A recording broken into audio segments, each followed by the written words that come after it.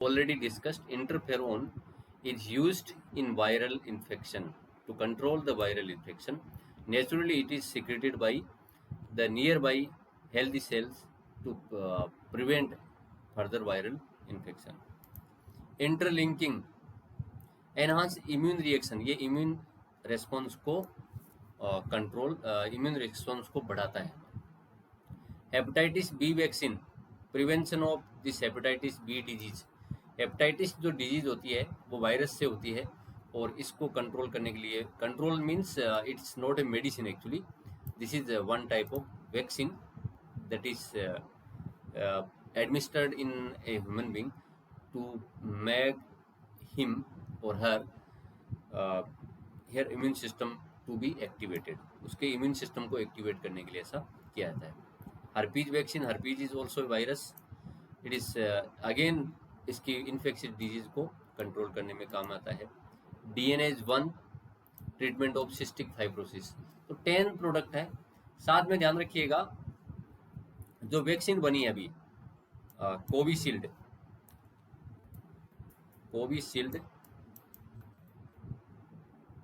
और मोस्टली अभी जो वैक्सीन लेटेस्ट बन रही है सब की सब बायोटेक से बन रही है. कोवैक्सीन, वे रिकॉम्बिनेंट प्रोडक्ट्स हैं mostly. This man is this Covishield, ये बायोटेक का एक रिकॉम्बिनेंट प्रोडक्ट है क्योंकि इसमें एडिनो वायरस का क्लोनिंग वेक्टर लिया है, उसके साथ में इसको अटैच किया है. कोवैक्सीन तो फिर भी पूरा वायरस है, इसलिए इसको अपन थेरेप्यूटिक रिकॉम्बिनेंट प्रोडक्ट इसको नहीं बोल सकते.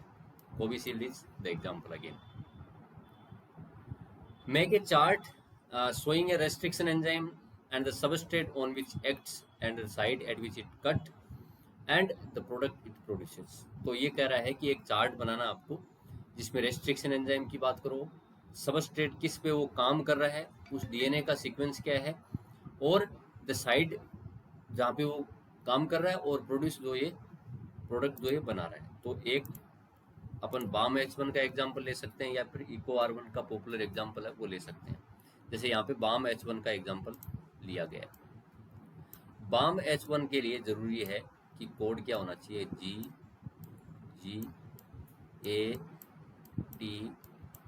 GATTC. आप सब जानते हैं कि डीएनए जो है डबल स्टैंडर्ड डीएनए में कुछ स्पेसिफिक पैलिंड्रोमिक सीक्वेंसेस होते हैं जहां पर रेस्ट्रिक्शन एंजाइम कट लगाता है.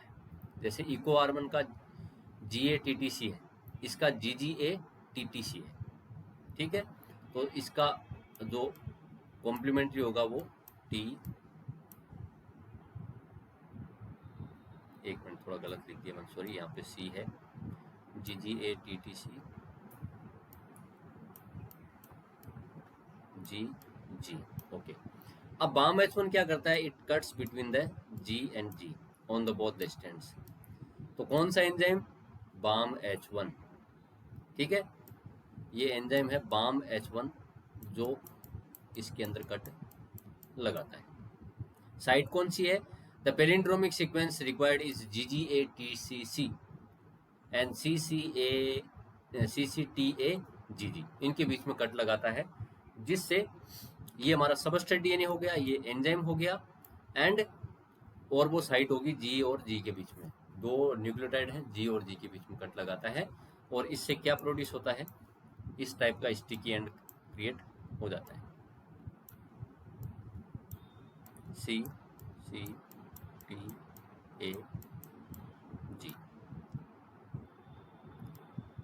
GATTCG.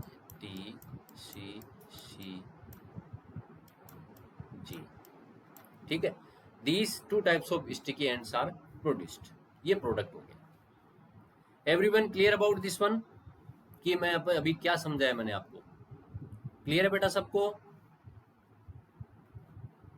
और any problem? Okay. Yes, sir. Okay. From what, एक मिनट, from what you have learned can you tell whether enzymes are bigger or DNA is bigger in molecular size? How did you know, आप कैसे जानते हैं?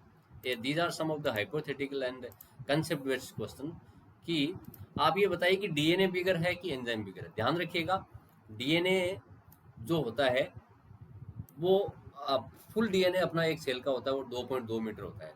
But अपन जो को काम करते हैं, जीन को अपन काउंट करते हैं, तो वो बहुत छोटा होता है, उसकी साइज बहुत छोटी होती है। तो एंजाइम हमेशा बड़ा होता है। Enzyme is bigger than DNA because they are proteins and they are macromolecules.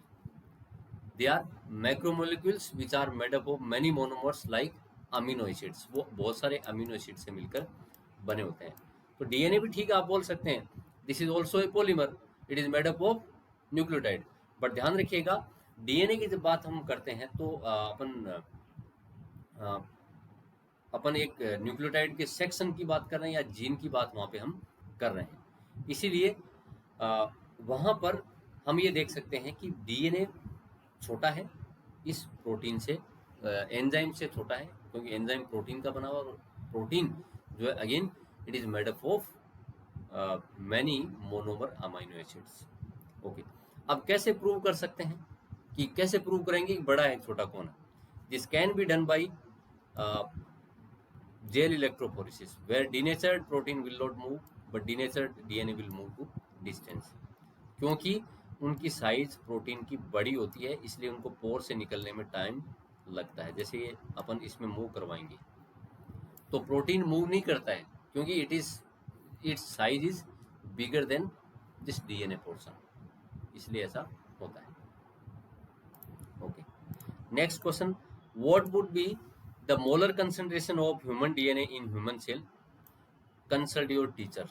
ठीक है, तो अब हमें आपको एक, पहले आपने छोटी क्लास में पढ़ा होगा, केमिस्ट्री में आप अब भी पढ़ते होंगे, एवोगैड्रो नंबर पढ़ते हैं अपना। एवोगैड्रो नंबर क्या होता है कि एक मोल जो होता है उसमें नंबर ऑफ पार्टिकल्स होता है। एक मोल जैसे है कोई भी पार्टिकल का, उस एटम का, उस एक मोल में पार्टिकल्स का नंबर या मॉलिक्यूल्स या एटम्स की संख्या कितनी है? वो 6.023 इंटू 10⁻23 होती है। इतनी पार्टिकल्स हमारे होते हैं। तो इसकी मोलर कंसंट्रेशन पूछ रहा है ह्यूमन डीएनए की, तो मोलर कंसंट्रेशन आते हैं हमें एवोगैड्रो नंबर से उसको मल्टीप्लाई कर देना है। The molar concentration of human DNA human diploid cell is as follows. Total number of chromosome, कितने क्रोमोसोम है, क्योंकि वो क्रोमोसोम यहाँ पे अपन मॉलिक्यूल की तरह काउंट कर रहे हैं, and multiply it with the Avogadro number. ठीक है, तो टोटल 46 क्रोमोसोम है, इसको एवोगैड्रो नंबर से आप मल्टीप्लाई कर दो यहाँ पे, तो आपकी जो कंसंट्रेशन आएगी 2.77 इंटू 10⁻18 मोल्स आ जाएगी। तो एक डिप्लॉयड सेल में ह्यूमन डीएनए की जो मोलर कंसंट्रेशन है वो कितने मोल है? 2.77 इंटू 10 सॉरी ये 20, एक यहाँ पे गलत लिखा है 10⁻18, ये 23 है, 23 मोल्स है यहाँ पे। ठीक है, क्लियर है? ये आप मल्टीप्लाई करके देखेंगे तो इतना ही वैल्यू इसकी आएगी। Do eukaryotic cell have restriction endonuclease? Justify your answer. जो रेस्ट्रिक्शन हैं अभी तक मिले हैं हमें बैक्टीरिया से मिले हैं। तो ध्यान रखिएगा, eukaryotic cell do not have any restriction in endonuclease because the DNA molecules of eukaryotes are heavily methylated. heavily methylated होते हैं, तो इनके ऊपर ऐसी कोई एक्शन लेने की जरूरत नहीं है, क्योंकि रेस्ट्रिक्शन एंडोन्यूक्लियस दो टाइप के होते हैं। जैसे एक तो जो मिथाइलेशन करते हैं और दूसरा जो कहीं पे कट लगाते हैं। जितने भी अभी तक रेस्ट्रिक्शन एंडोन्यूक्लियस आइसोलेट किए गए हैं, all the restriction are found from bacteria. So eukaryotic cells are not having any type of restriction endonuclease.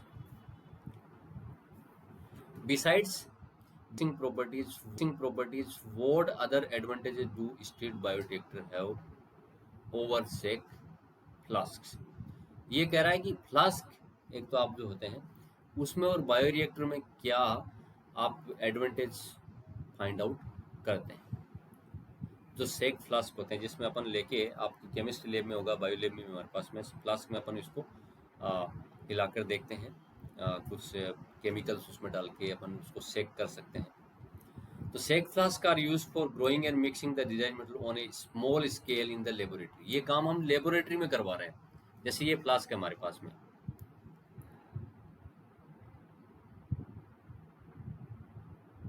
ठीक है। ये फ्लास्क है, इसमें तो स्मॉल स्केल पे काम होगा क्योंकि इसमें कुछ मिलीलीटर क्वांटिटी हम इसमें डिजोल्व कर पाते हैं, लीटर में नहीं कर पाते। A large scale production of desired biotechnical product is done by bioreactors, क्योंकि उसमें लीटर में ग्रो करवा सकते हैं, जबकि इसमें एक फ्लास्क में अपन मिलीलीटर में ही करवा सकते हैं। Besides aeration and mixing property the bioreactors have following advantage. इसके अलावा दोनों में एक डिफरेंस भी है, थोड़ा सॉरी क्या है कि वो मिक्सिंग करता है, एरेशन करता है, यानी एयर को अंदर जाने देता है, ऑक्सीजन की प्रॉपर सप्लाई मेंटेन करता है। इसके अलावा ये है कि small volume of cultures are periodically withdrawn from the diet factor for sampling.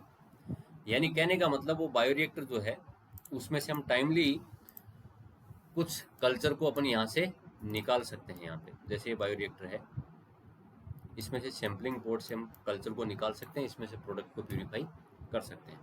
इसके अलावा it has foam control system, जो फोम को कंट्रोल करता है, फोम को ब्रेक करता है, so that oxygen is uniformly provided to all the cells which are growing in that bioreactor.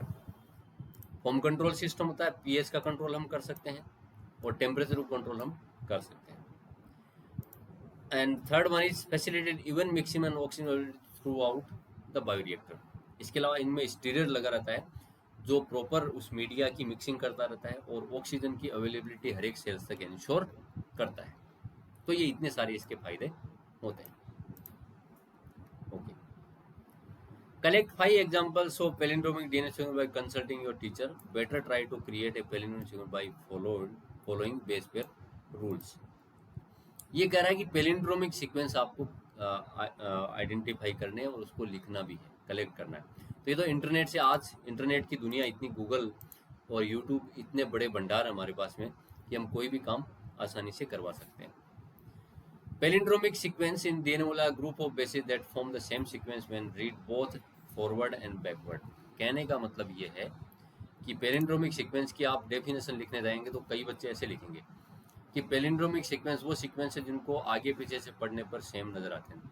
ठीक है, आपने सही लिखा है, पर थोड़ा सा इसलिए लिखे कि whenever both the sequences are read from 5 prime to 3 prime but in opposite direction, the sequence reads same.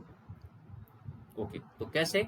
जैसे मान लो अपन एक एग्जांपल दिया हुआ है यहाँ पे, G A T C C 5 prime और ये हो गया 3 प्राइम। अच्छा, इसका ये क्या होगा? G A T C 3 prime, ये 5 प्राइम। देखिए यहाँ पे इस 5 प्राइम से आप पढ़ेंगे इधर की ओर तो GGATCC, और इधर से पढ़ेंगे इस 5 प्राइम से, 5 प्राइम ये वाला है, तो यहाँ से GGATCC, तो सीक्वेंस दोनों का सेम आ रहा है। आप चाहे किधर, दोनों एंटी पैरेलल है क्योंकि डीएनए दोनों एंटी पैरेलल, तो उनकी जो अपन पढ़ेंगे बैकवर्ड फॉरवर्ड हो जाएगा, ये बैकवर्ड ये फॉरवर्ड, पर दोनों की डायरेक्शन क्या होगी पढ़ने की? 5 प्राइम टू 3 प्राइम होगी। यानी इधर से अपन, जैसे ये वाला स्टैंड है, इसकी 5 प्राइम टू 3 प्राइम, इसकी भी इधर से पढ़ेंगे तो 5 prime to 3 prime, but the direction will be different, so we can tell this is one is backward forward, one is backward. इस तरह से कई एग्जांपल यहाँ दिए हुए हैं, आप इसको आसानी से कर सकते हैं। Can you recall meiosis and indicate a stage where recombinant DNA is made? Yes, meiosis आपने पढ़ा लास्ट ईयर, तो 11वीं क्लास मैंने आपको बार बार बोला है कि बहुत इंपॉर्टेंट क्लास है जो नीट का बहुत सारा पोर्शन कवर करती है। तो अगर आपको याद होगा तो हमने मियोसिस फर्स्ट पढ़ा था, इसमें 5 सब फेजेज आई थी हमारे, लेप्टोटिन, जाइगोटिन, पैकिटिन, डिप्लोटिन, डायकाइनेसिस। ठीक है ना, 5 सब फेजेज वहां पे उसमें आई थी। तो meiosis is divided into 2 parts, meiosis first, meiosis second, and meiosis first is divided again into 5 सब फेजेज। उसमें 5 सब फेजेज और आती है, जिसमें क्रॉसिंग और होता है and recombinant DNA is made. तो लेप्टोटिन में कंडेंस होते हैं क्रोमोसोम्स, एंड जाइगोटिन में जाइगस यानी पेयरिंग करते हैं, सिनेप्टोनिमल कॉम्प्लेक्स बनता है। इस तरह से होमोलोगस क्रोमोसोम जो होते हैं पेयरिंग कर लेते हैं। And in pachytene what is happening, some parts are exchange, जैसे इसके वाला पार्ट यहाँ पे आ गया और इसके वाला एक क्रोमोसोम का कुछ पोर्शन यहाँ से, जैसे दो क्रोमोसोम है, दे आर होमोलोगस। होमोलोगस मतलब कि जैसे एक नंबर का chromosome which is found in pair, तो दोनों पेयर में है, तो दोनों के आपस में जीन्स का एक्सचेंज होगा। एक नंबर वाला क्रोमोसोम एक जीन को यहाँ पर ले जाएगा और यहाँ वाला एक जीन उसके दूसरे लोकस पे, उसके दूसरे क्रोमोसोम के लोकस पे ट्रांसफर हो जाएगा, तो जीन का अदला बदली होगी। तो ये काम कहाँ होता है, पैकेटिन में होता है। ठीक है, can you think an answer how a reporter enzyme can be use to monitor transformation of host cell by foreign DNA addition, foreign DNA in addition to selectable marker. अभी रिपोर्टर एंजाइम बोल रहा है, जो selectable marker की बात करी थी ना, उसकी बात कर रहा है। A reporter enzyme can be used to differentiate transformed cells by tracking down the activity of its corresponding genes. For example, 3 galactosidase lack activity not found in transformed cells, so they appear white in color. The others, which appear in blue color, indicate the cells do not carry foreign DNA. इस बात का मतलब क्या है? इस बात का मतलब ये है कि लेगजेड जो जीन है, ये एक तरह की रिपोर्टर जीन है, यहाँ पे सेलेक्टेबल मार्कर बोलते हैं। ये लेगजेड क्या करता है, बीटा गैलेक्टोसाइडेज एंजाइम प्रोड्यूस करता है, and it is breaking down that X gal, मैंने आपको एक दिन पहले बताया था, एक्स गाल इसको ब्रेक करता है। It produces, it is chromogenic substrate and it produces blue colour. तो कॉलोनी सभी की सभी क्या नजर आती है, जो बैक्टीरियल कॉलोनी है, दे अपीयर ब्लू इन कलर। और हम लेगजेड जीन में क्या करते हैं, क्लोनिंग वेक्टर में उसके जीन को, जैसे मान लो आपके पास ये लेगजेड जीन है इस क्लोनिंग वेक्टर में, जो हमें सेलेक्टेबल मार्कर की तरह काम करता है, एंड हमने क्या कर दिया, यहाँ पे इस जीन को, डिजायर्ड जीन को इंसर्ट कर दिया। तो ये जो लेगजेड जीन है, it is inactivated and it is not producing any type of beta galactosidase, and x गाल will not be broken down और ब्लू कलर प्रोड्यूस नहीं होता है, कॉलोनीज विल बी वाइट। तो इस तरह से हम किसी को सेलेक्ट कर सकते हैं। Okay, describe briefly the followings, origin of replication, आपको ये पढ़ लेना है, उसमें मैं आपको बता चुका हूँ, ये बात दोबारा उसकी करने की कोई जरूरत नहीं है कि ओरिजिन ऑफ रेप्लिकेशन का काम क्या है, थोड़ा थोड़ा नोट लिखना है, शॉर्ट नोट। बायोरिएक्टर्स, तो बायोरिएक्टर्स क्या हैं, क्या काम करते हैं, how they are made up of, what are the systems found in there, ये सब बातें इसमें आपको लिखनी है। डाउन स्ट्रीम प्रोसेसिंग के बारे में लिखना है कि प्रोडक्ट को कैसे अपन प्यूरिफाई करते हैं, how to isolate, how to purify the product, how to formulate it, and how to check it by clinical trials और क्यूसी टेस्टिंग ऑल्सो। ओके, तो आंसर लिखने का क्या होता है ना, जैसे तरीका होता है, ओरिजिन ऑफ रेप्लिकेशन जैसे मान लो है, अब इसमें आपको लिखना है, तो आपको ये लिखना है, this is a sequence found in DNA where DNA replication starts, and if this piece is ligated with a cloning vector, cloning vector DNA will be replicated on its own। तो जहां भी इसको अपन आप लगा देते हैं क्लोनिंग वेक्टर के साथ में, तो हमारा desired gene and cloning vector will be replicated. तो इस तरह से आपको इस चीज को आंसर करना है। देन पीसीआर, ब्रीफ आपको नोट लिखना है कि PCR, what is PCR, it's polymerase chain reaction which is biological technique where thermostable tag polymerase enzyme is used to replicate the desired DNA fragment in multiple copies। ठीक है, तो ये आपकी definition होगी, इस तरह से डेफिनेशन लिख दी, फिर लिख दिया 3 steps are there which are briefly described here। one is denaturation और हीटिंग भी लिख सकते हैं, then annealing of primer and extension of primer or the strength। ये लिख के आपको थोड़ा सा बता देना है कि denaturation DNA by heating it up to high temperature and at temperature is lowered and primers are attached, and then by adding this tag polymerase and deoxynucleotides the chain is elongated। तो ये हो गया, पहले definition होगी, फिर 3 steps हो गए, फिर यूज क्या है, एम्प्लीफिकेशन ऑफ डिजायर्ड जीन। ठीक है, एडवांटेजेस क्या है, आउटपुट बहुत मिलता है कम टाइम में, एफिशिएंसी एकदम 100% होती है, एरर प्रोन होता है, एरर छोटी से छोटी एरर होता है उसको डिटेक्ट कर लेता है। लेस ह्यूमन इंटरफेरेंस, ह्यूमन का इंटरफेरेंस नहीं है, मशीन में डाल दिया सैंपल आपने, that will be amplified. And cyclic and automated, cyclic होता है 2 स्टैंड बने, वो दोनों स्टैंड अगले साइकिल में काम आएंगे, फिर 4 बनेंगे, तो ऑटोमेटिक वो काम चलता रहता है, आपको मशीन में सेट करके रखना होता है। ओके, फिर रेस्ट्रिक्शन एंजाइम की है, तो रेस्ट्रिक्शन एंजाइम्स क्या होते हैं, क्या इनके फायदे हैं, कितने टाइप के होते हैं, जैसे 2 टाइप के, एक्सोन्यूक्लियस और एंडोन्यूक्लियस। एक है chitinase, chitinase is enzyme to digest और break down glycosidic bonds in chitin polysaccharide which is found in the fungal cell wall. ठीक है, और ये क्यों करते हैं, to isolate the DNA from a fungal cell.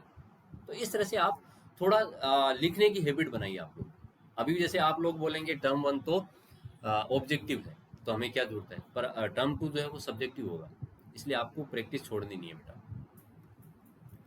Discuss with your teacher and find out how to distinguish between this to.